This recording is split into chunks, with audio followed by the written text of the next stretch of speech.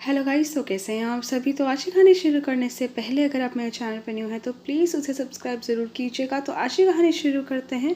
कल को अगर मेरी बेटी ने ऐसा किया तो। रेनू की बड़ी बहन उसके बीमार होने की खबर सुनकर उसे देखने आई थी। हफ्ता भर हो गया था उसे आए हुए।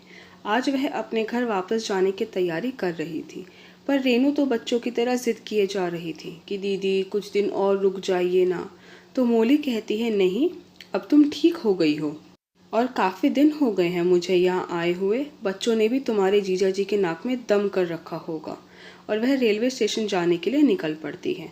ट्रेन सही समय पर होती है तो वह ट्रेन में चढ़कर अपनी सीट पर बैठ जाती है और मैगज़ीन पढ़ने लग जाती है।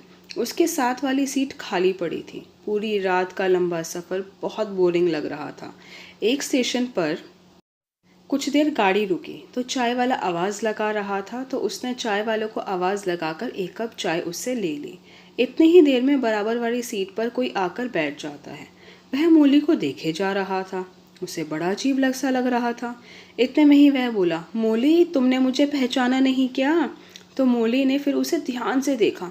अरे प्रभाकर, यह तो तुम हो। तुम कैसे हो। संयोग से 20 साल बाद आज अचानक से ऐसे मिलना। कभी सोचा नहीं था कि फिर दोबारा कभी मिलेंगे। फिर दोनों ने एक दूसरे के हालचाल पूछे और कुछ पुरानी बातें याद करने लगे। प्रभाकर ने कहा, तुम्हें याद है मोली, मैंने जब पहली बार तुम्हें कॉलेज में देखा था तभी तुम्हें दिल दे बैठा था। तुम आज भी उतनी ही सुंदर हो। तुम्हें याद है मैं कैसे बहाने बना बनाकर तुम्हारे आसपास चक्कर काटता रहता था। तो मौली कहती है, हाँ मैं कैसे भूल सकती हूँ। मैंने पापा से तुम्हारे बारे में बात भी करी थी तो पापा ने मुझे कितना डांटा था। एक मास्टर के बेटे के साथ शादी। पापा को अपने पद का बहुत घमंड था।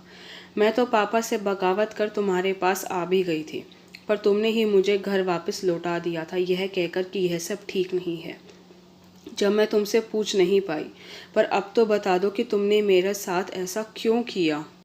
तो प्रभाकर मौली से पूछता है, मौली तुम्हारे कितने बच्चे हैं। तो मौली कहती है, अब बच्चों की बात कहाँ से आ गई बीच में। तो प्रभाकर कहता है, अरे बताओ तो सही। तो मौली कहती है, एक 14 साल का बेटा है और एक 7 साल की बेटी। मेरी बेटी में तो उसके पापा की जान बसती है। तो फिर प्रभाकर कहता है कि मौली तुमसे एक बात और पूछूं। ठंडे दिमाग से सोच कर बिना गुस्से किए बताना। तो मौली कहती है, हाँ पूछो। तो प्रभाकर कहता है, अगर तुम्हारी बेटी किसी के साथ भाग जाए तो तुम्हें कैसा लगेगा। तो मौली कहती है, यह क्या कह रहे हो प्रभाकर, उसके पापा और मैं तो जीते जी मर जाएंगे। तो प्रभाकर कहता है, बस इसीलिए उस दिन मैंने तुम्हें वापस भेज दिया था कि अगर कल को हमारे घर बेटी हुई तो हम उसे क्या संस्कार देंगे, क्योंकि बात को कितना छुपा लो, सच कभी ना कभी सामने आ ही जाता है।